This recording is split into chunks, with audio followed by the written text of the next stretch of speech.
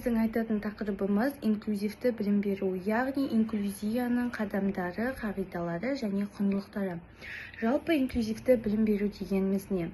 Инклюзивті білім беру дегеніміз барлық балалардың, соның ішінде ерекше білім беруді қажет ететін балалардың тең дәрежеде білім алуына мүмкіндік жасайтын процесс болып табылады. Инклюзияның басты міндеті әр баланың қоғам өміріне белсенді қатысуын қамтамасыз ету және оның әлеуетін барынша ашуға мүмкіндік беру. Жалпы инклюзияның қағидаларына тоқтайтын болсақ, яғни ең бірінші ол бізде тең мүмкіндік қағидасы, яғни әр баланың жеке ерекшелігі, денсаулық жағдайына немесе әлеуметтік мәртебесіне қарамастан сапалы білім алуға құқылы.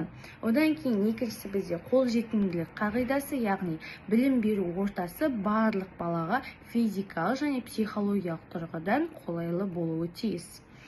Үшіншіден құрмет қағидасы, яғни құрмет қағидасын біз әр баланың даралығын, қабілетін және даму ерекшелігін мойындау және құрметтеуіміз қажет.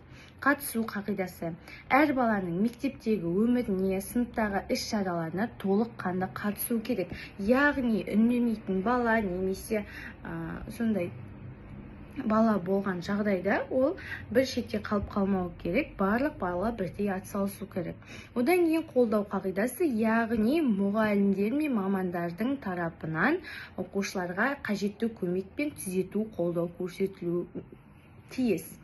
Одан кейін соңғысы ынтымақтастық қағидасы, яғни мұғалім, ата-ана, логопед, психолог және де басқа да мамандармен бірлесіп жұмыс істеуі тиіс.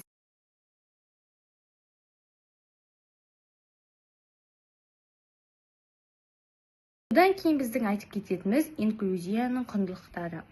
Ең біріншіден біз инклюзияның құндылықтарына адам құндылығын аламыз. Яғни әр адам қандай болмыста болса да қоғам үшін маңызды және құрметке лайық жеке бір тұлға болып табылады.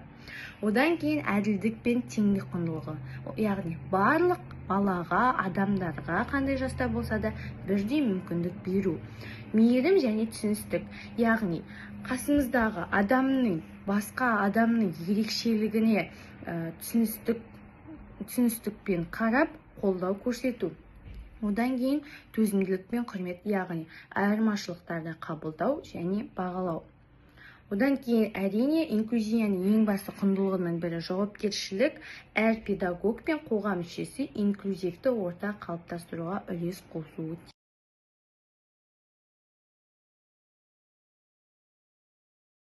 Жалпы инклюзияны айтып кететін болсақ, бұл жай ғана білім беру жүйесінің бір бөлігі ғана емес, бұл адамгершілікке, теңдікке және өзара құрметке негізделген өмір